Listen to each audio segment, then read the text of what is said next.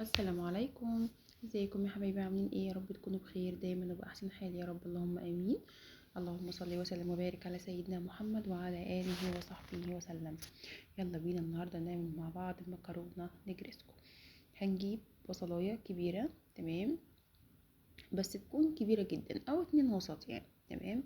معانا بقى فصين توم، ومعانا فلفل اخضر وفلفل الوان، تمام. اي فلفل عندك بتحطيه.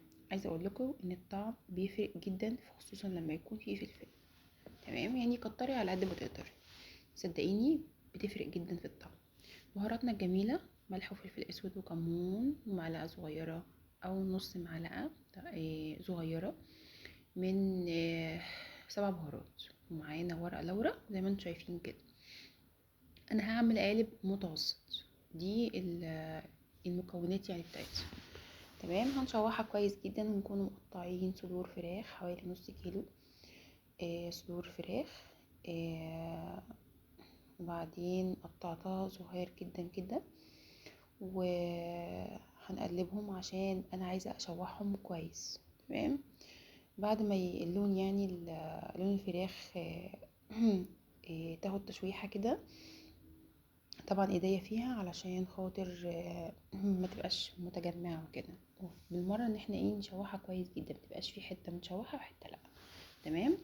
اول ما توصل للدرجه ديت هقوم طبعا جنبيه على طول، اقوم يعني خلاص انا عايزه اخلص اكل مره واحده، فهنجز واجيب حله وفيها ميه واحط فيها الملح بتاعي عشان اسلق المكرونه، تمام.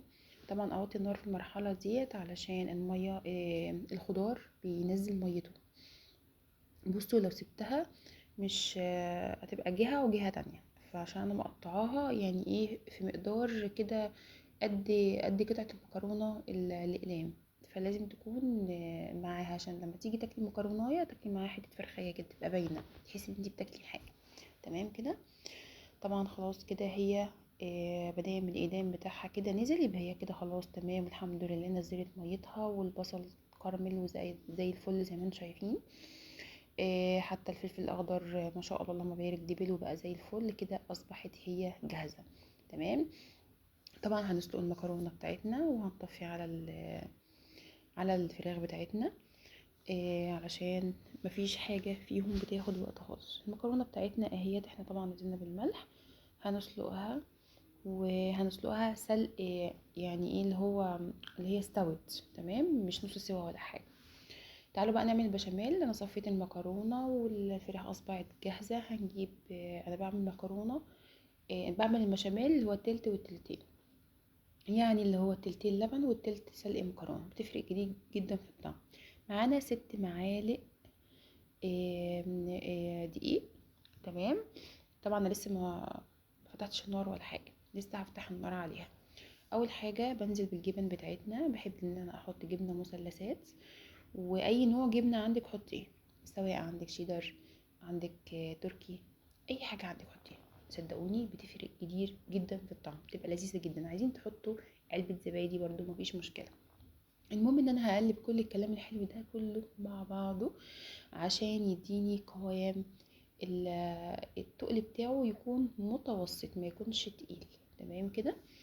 اول ما الجبنه بتاعتنا تبدا تسيح خلاص انا هطفي النار عليها. بصوا البقاليل بتقعد تفضل تعمل بقاليل كده، خلاص بقلل يعني، تمام. انا كده استوى معانا، فهطفي عليها، تمام. احط بقى معلقه سمنه. انا بحب ان انا احط معلقه سمنه في الاخر. في طريقه تانية للبشاميل انا صراحه مش ماليش تقول عليها، يعني مش بحب ان انا اعملها. دي طريقتي المفضله، انا بحبها جدا وبتطلع مظبوطه وما شاء الله كل اللي دقها محسش بفرق غير ان هي روعه بجد حرفيا، الحمد لله اللهم دي نعمه. الحته بتاعت السمنه دي بتفرق كتير جدا يا جماعه. طبعا انا حطيت بولتين من البشاميل بتاعي على المكرونه قبل ما احط الفراخ عشان اقلب كويس جدا كل الكلام الحلو ده مع بعضه. هون بقى جايب القالب بتاعنا اللي انا هحط فيه، وبعدين حاطه فيه شويه بشاميل، وهنزل بقى بكميه المكرونه كلها واحط بقيه البشاميل كله على الوش. في اسهل من كده؟ شايفين؟ جوسي. عايزين تاكلوها جوسي كلها وهي طالعه من الفرن تبقى تحفه. طبعا كميه الوجه لما يكون حلو كده وجلد كده وجميل ده بيترتب على نوع الجبنه اللي انت بتحطيها. انت ممكن تحطيها زي ما هي كده مفيش مشكله، وفي ناس بتحط بيض بس انا ما بحبش كده. انا بحب الطريقه دي تكون بسيطه وريحتها جميله ممتازه ورائعه. حرفيا تسلم ايدي بجد والله، مش شكرانيه في نفسي بس ما شاء الله الطعم جبار. بصوا ما شاء الله، حطيت اللايك ولا لسه؟ حطوا اللايك بقى بعد اذنكم. اتمنى الفيديو يكون عجبكم، واللي وصل لغايه هنا ما تنسوش تشتركوا في القناه عشان يوصل لكم كل جديد. بحبكم في الله والسلام عليكم.